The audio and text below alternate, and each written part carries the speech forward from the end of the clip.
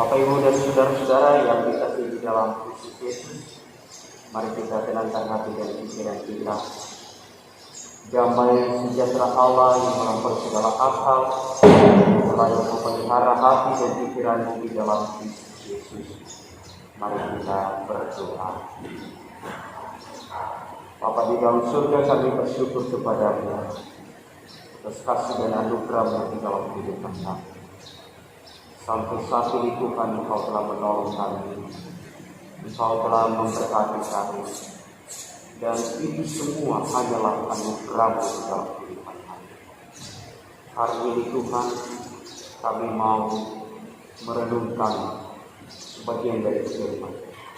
Kami mau belajar akan kebenaran firman. Tolonglah kami Bapa, berkatilah kami, rapilah kami dengan kuat kuasa Roh Kudus-Mu.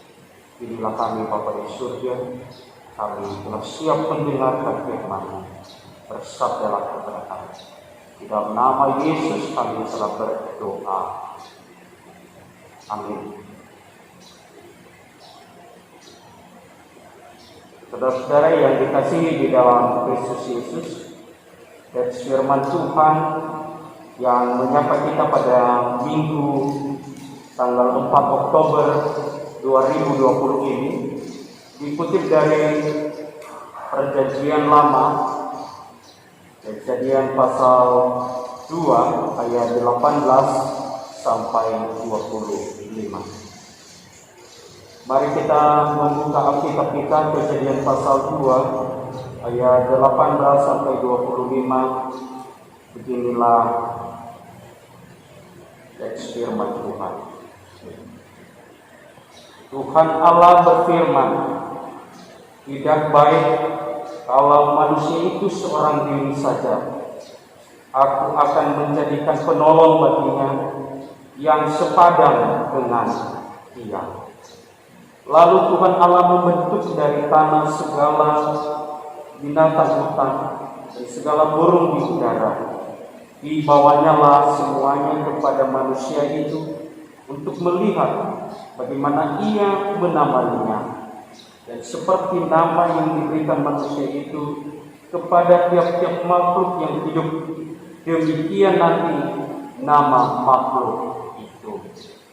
Manusia itu memberi nama kepada segala ternak, kepada burung-burung di udara, dan kepada segala binatang hutan. Tetapi baginya sendiri, ia tidak menjumpai penolong yang sepadan dengan dia. Lalu Tuhan Allah membuat manusia itu tidur nyenyak. Ketika ia tidur, Tuhan Allah mengambil salah satu rusuk daripadanya, lalu menutup tempat itu dengan daging. Dan dari rusuk yang diambil Tuhan Allah dari manusia itu, dibangunnyalah seorang perempuan, lalu dibawanya kepada manusia itu. Lalu berkatalah manusia itu, inilah dia, tulang dari tulangku dan daging dari dagingku.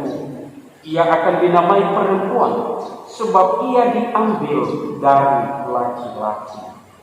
Sebab itu seorang laki-laki akan meninggalkan ayahnya dan ibunya dan bersatu dengan istrinya, sehingga keduanya menjadi satu daging.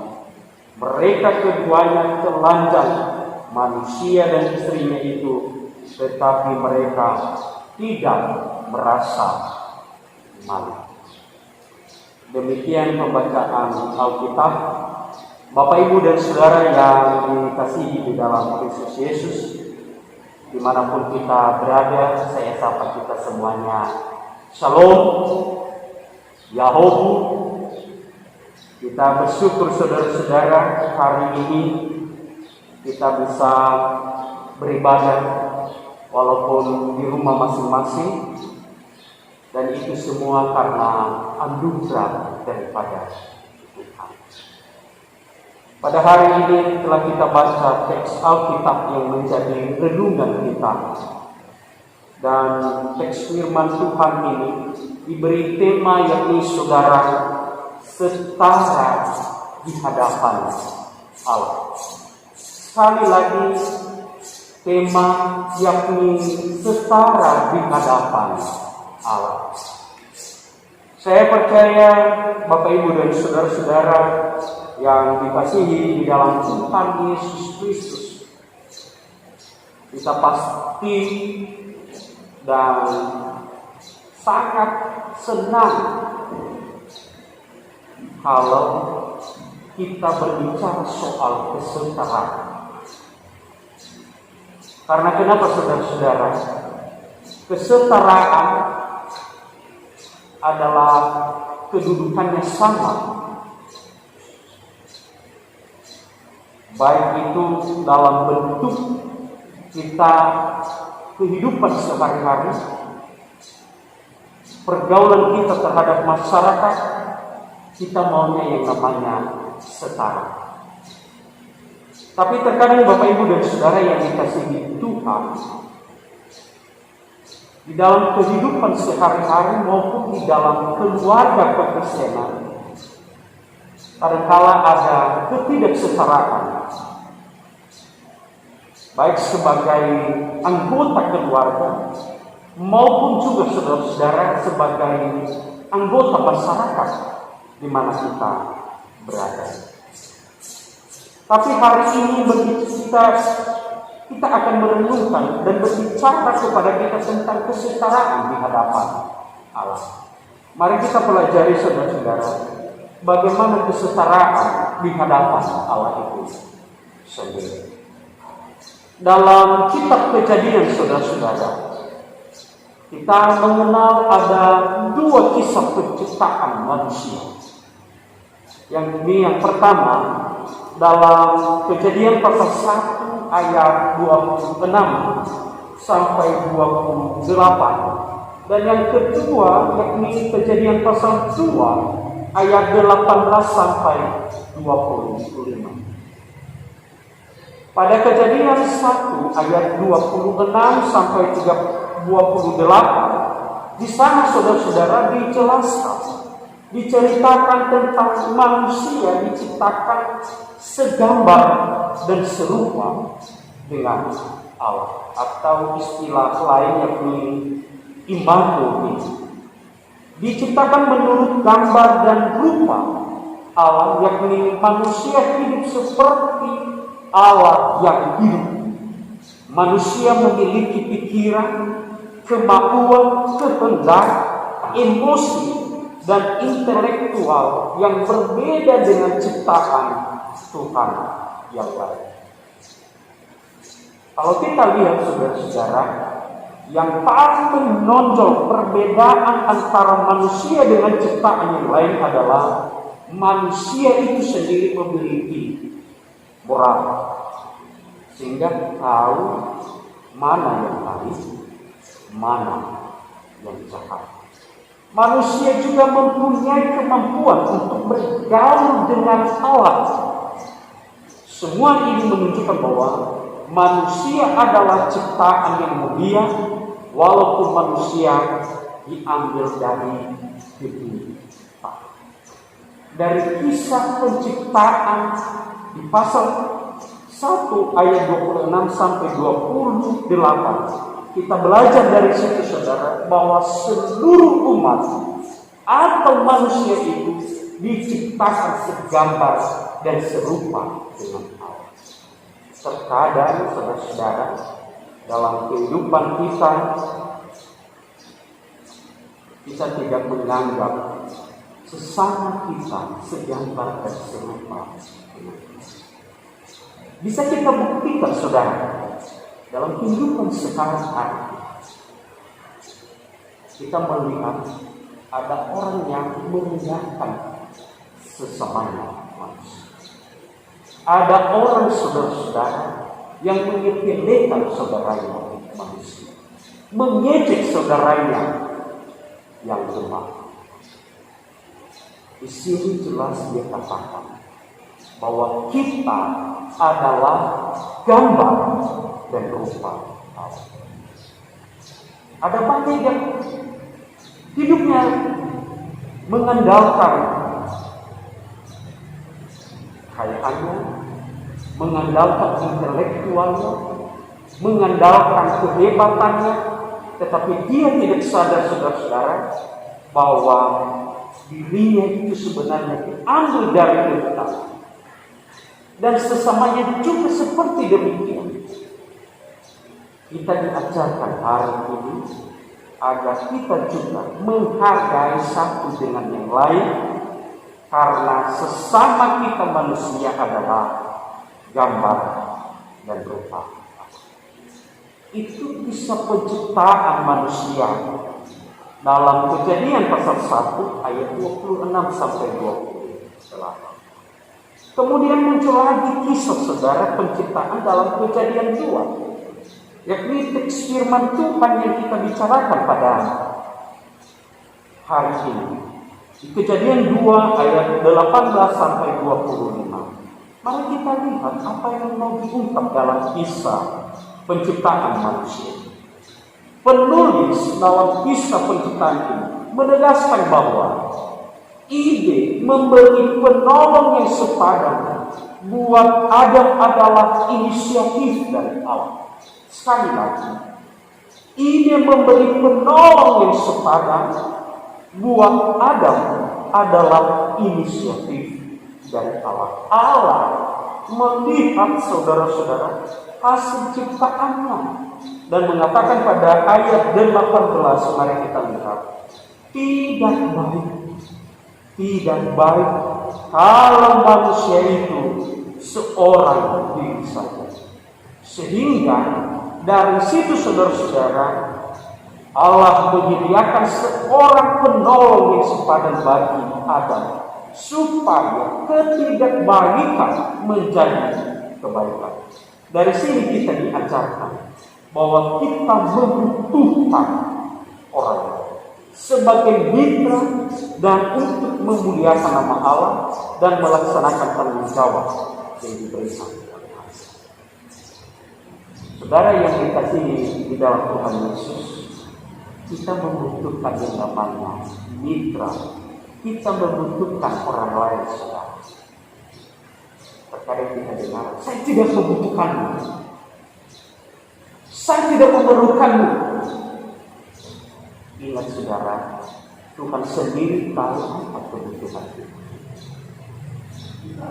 Kita membutuhkan orang lain.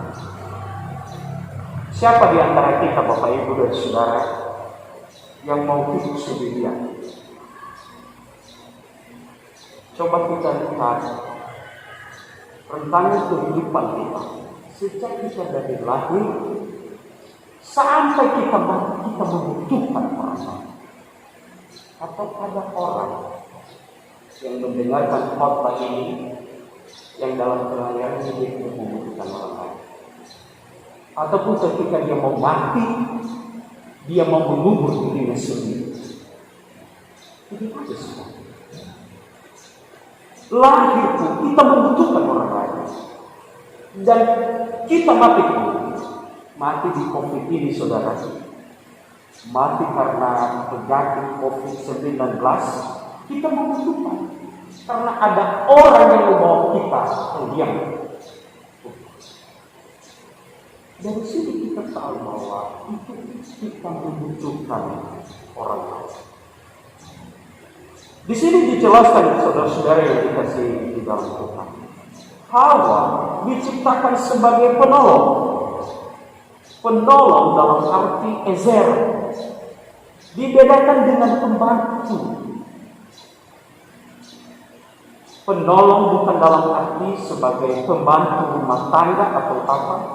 Jadi penciptaan penolong yang sepadan itu menyeratkan sebenarnya saudara makna kesejajaran. Perempuan tidak lebih rendah, inferior atau lebih tinggi, superior dari laki-laki. Kesejajaran tersebut tidak meniadakan perbedaan yang ada antara mereka.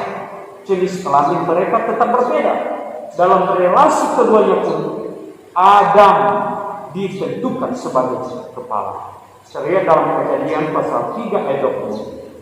Di situ dikatakan Adam memberi nama kepada Hawa. Dari sini kita lihat saudara, penolong yang sepadan yang dia mau katakan kepada kita, yakni bukan sebagai pembantu, tetapi penolong yang sepadan, yakni adanya sebuah kesetaraan di hadapan Allah, sama-sama diciptakan oleh Allah. Terkadang dalam kehidupan ini, dalam berkeluarga, laki-laki terkadang menjadi superior yang lebih tinggi dari perempuan, ataupun perempuan menjadi superior terhadap laki-laki. Mari kita renungkan dalam kehidupan kita. Mari kita lihat keluarga kita masing-masing. Tapi apa yang mau saya katakan dalam firman Tuhan ini, saudara, mari kita melihat di mana kita berada masing-masing. Posisikanlah dirimu masing-masing. Jadilah sebagai suami kalau laki-laki, dan jadilah istri kalau Anda adalah seorang perempuan. Kesejajaran saudara-saudara itu penting, karena kita, terlebih kita orang-orang dunia, kita punya pemahaman saudara, laki-laki lebih tinggi derajatnya dari perempuan. Tapi ingat, kita dapat Tuhan, kita setara, kita sama diciptakan oleh Tuhan. Walaupun perempuan itu diciptakan saudara dari tulang rusuk dari laki-laki, tapi ingat saudara-saudara bahwa dia diambil dari tulang rusuk sebagai penolong yang sepadan dengan. Yang ketiga, Bapak Ibu dan Saudara yang dikasihi di dalam Tuhan, penulis melanjutkan cerita ketika perempuan itu diciptakan saudara, maka Allah membuat manusia hidup lillah. Itulah yang disebutkan dalam teks firman Tuhan. Allah tidak membiarkan dirinya diamati ketika sedang menciptakan saudara. Manusia tidak diberi kesempatan untuk melihat bagaimana Allah bekerja. Manusia hanya mengagumi hasil ciptaan Allah itu saja.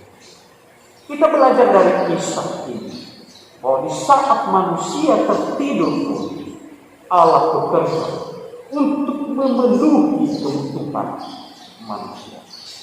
Allah mengambil tulang rusuk dan menciptakan seorang perempuan.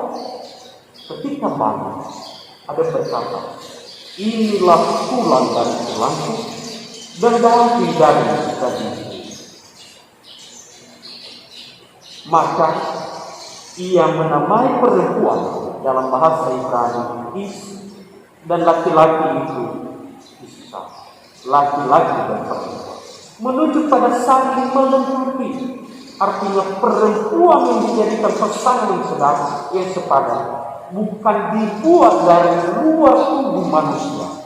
Ada satu kesatuan yang memang diambil dari manusia, lalu dibentuknya perempuan dari satu menjadi dua untuk kemudian bersatu kembali. Sekali lagi, ada sebuah kesatuan yang memang diambil dari manusia, dibentuknya perempuan dari satu menjadi dua untuk kemudian bersatu kembali. Kalau kita aplikasikan dalam kehidupan kita berkeluarga, saudara, kali ini, maka kita mengingat, saudara, akan peristiwa-peristiwa ketika kita membuat janji pada pernikahan kita. Kita harus ingat bahwa perempuan itu diambil dari tulang rusuk laki-laki, dari satu menjadi dua dan kemudian bersatu kembali. Dari penjelasan teks firman Tuhan ini, saudara-saudara, kita diajarkan beberapa hal. Yang pertama, kita diajarkan bahwa kita manusia perlu menghargai sesama manusia. Karena kenapa? Dari kisah penciptaan, Kejadian pasal 1 26 sampai 28, dia secara tegas mengatakan bahwa kita segambar dan serupa. Kita harus menghargai setiap manusia sesama kita, karena mereka adalah gambar dan serupa. Karena kita adalah gambar dan serupa. Yang kedua, kita diajarkan pada firman Tuhan ini, bahwa manusia membutuhkan keluarga. Di sini kita diajarkan bahwa kita tidak bisa hidup tanpa keluarga. Kita membutuhkan sesama kita. Saya percaya dan mendengarkan renungan ini, kita bisa katakan dalam hati benar bahwa saya membutuhkan orang lain. Saya membutuhkan keluarga saya membutuhkan saudara-saudara saya membutuhkan orang-orang yang ada di hidup saya. Yang ketiga, saudara, dia mengajak kita, firman Tuhan ini, marilah kita mencoba memperbaiki hubungan kita yang telah rusak terhadap sesama. Mari kita berdamai dengan sesama kita, karena mereka juga adalah teman yang diciptakan oleh Allah untuk memulakan nama. Terakhir, dia mengajak kita, marilah kita menjadi mitra Allah, saling menopang dan saling menghormati sama. Biarlah firman Tuhan ini kita menjadi perenungan kita bersama. Marilah kita lakukan di dalam kehidupan kita. Menjadi ayat hafalan ini 1 Korintus 14 ayat 11. Apa dia katakan, saudara? Namun demikian, dalam Tuhan tidak ada perempuan tanpa laki-laki, dan tidak ada laki-laki tanpa perempuan. Sekali lagi saya baca, namun demikian, dalam Tuhan tidak ada perempuan tanpa laki-laki, dan tidak ada laki-laki tanpa perempuan. Mari kita berdoa. Terima kasih Bapak Ibu atas kasih dan penyertaan di mana kami telah belajar sebagian dari itu. Kami diajar Tuhan bagaimana kami segambar dan serupa dengan Allah. Kami diajar Tuhan bahwa kami membutuhkan orang lain. Kami diajar sebagai mitra Allah yang saling menopang, yang saling membantu, dan saling menghargai satu sama lain. Hari ini Tuhan kami telah mendengar. Kami mohon kepadamu Tuhan Yesus, Engkau terus yang memberkati kami. Berkati seluruh jemaat-Mu yang telah mendengarkan firman. Biarlah firman yang telah didengarkan kami menjadi kekuatan, menjadi suluh dan terang di dalam kehidupan sehari-hari. Hamba-Mu telah berhenti berkata-kata, tapi kami percaya Roh Kudus tidak berhenti mengajar, tidak berhenti juga memberikan kekuatan untuk melaksanakan firman. Dalam nama Yesus kami telah berdoa dan mengucap syukur kepada Bapa di surga. Amin.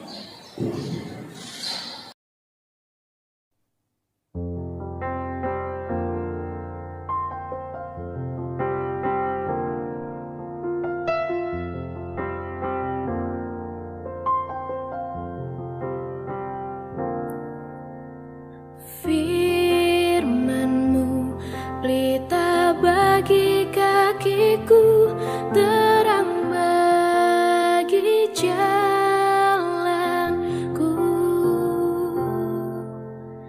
Firman-Mu pelita bagi kakiku, terang bagi jalanku.